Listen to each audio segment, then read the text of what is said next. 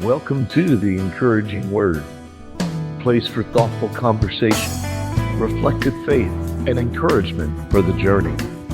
I'm Pastor Eric. Wherever you're listening from, I'm glad you're here. Good morning, beautiful people. This is Pastor Eric, Associate Pastor at Lyndhurst Baptist Church on the west side of Indianapolis, and Indiana State Chaplain for Broken Chains JC, and this is the Encouraging Word. We are continuing in our series, Blessed, Learning to Live the Life of the Kingdom. This week, we have been walking through what it means to live with surrendered strength. We've seen that meekness is not weakness, but strength surrendered to God. And we've explored how that strength is brought under His control. We've learned to trust rather than grasp. And yesterday we saw the promise that the meek will inherit the earth. So today we're going to bring this movement to a close.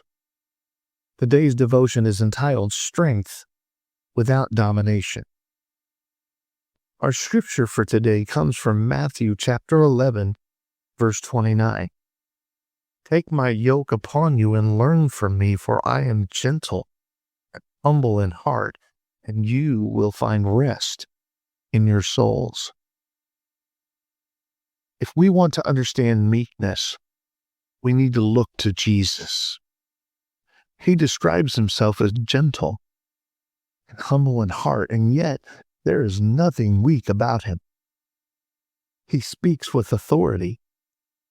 He confronts injustice. He stands firm in truth. He lays down his life willingly. Jesus is not passive. He is powerful. But his strength is never used to dominate, never used to control, never used to secure his own position. Instead, his strength is directed towards healing and restoring, serving, and loving. That is the picture of meekness. Strength without domination, power without control, authority without self-interest. Richard Foster writes, "Power is always dangerous. Power attracts the worst and corrupts the best. But power that is surrendered to God can be used for good." It's from his book, Celebration of Discipline. That is the difference. Uncontrolled strength seeks to elevate itself. Surrendered strength seeks to serve. And this is where the life of the kingdom becomes visible. Not just in what we believe, but in how we relate to others, in how we speak, in how we lead, in how we respond when we have the upper hand. Because meekness is not about having less strength. It's about using the strength we have in the way of Christ. So today's invitation is to look at how you are using your strength. Where do you have influence?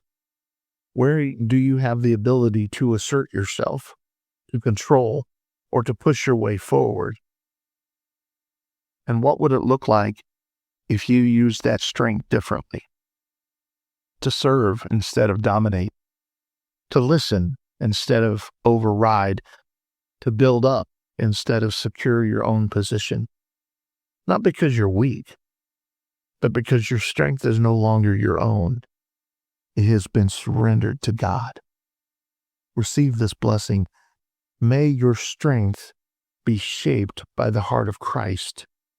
May your life reflect a power that serves rather than controls.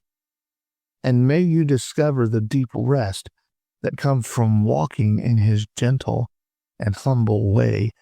Grace and peace to you, beautiful people.